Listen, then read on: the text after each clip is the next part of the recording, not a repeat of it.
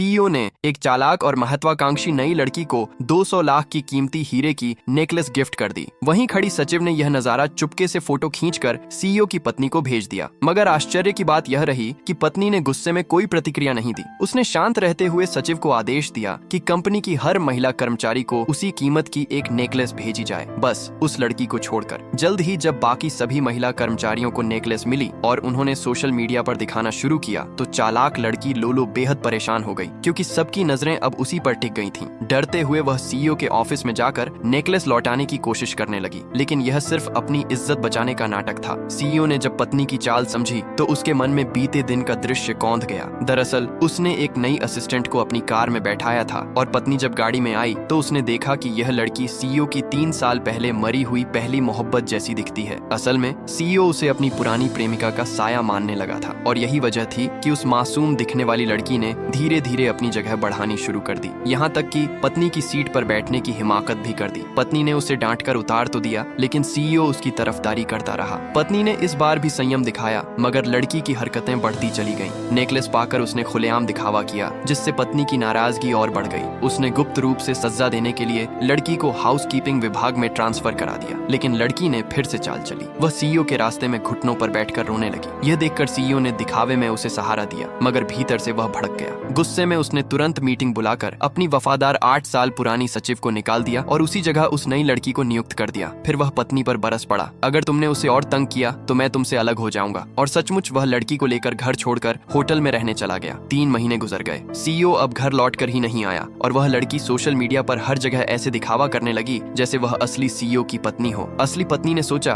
कि अब इस रिश्ते को खत्म कर देना चाहिए। उसने वकील से संपर्क किया और तलाक के पेपर तैयार करवाए। तभी सीईओ ने फोन कर उसे अपनी माँ के जन्मदिन की दावत पर बुलाया। पत्नी मन में भारीपन लिए पहुंची, पर बाहर निकलते ही उसने देखा कि पति के साथ वही चालाक लड़की भी आई थी। ये पत्नी को नीचा दिखाने की चाल थी। दावत में रिश्तेदारों के बीच जब हंगामा हुआ तो पत्नी ने सबके सामने साफ कह दिया, चेन जी जिंग पति, हम तलाक ले रहे हैं। पति पहले तो चौंक गया। माँ ने भी समझाने की कोशिश की, मगर पत्नी दृढ़ थी। उसने कहा कि वकील पहले ही तलाक का मसौदा तैयार कर चुका है, वह सिर्फ साइन करेगी।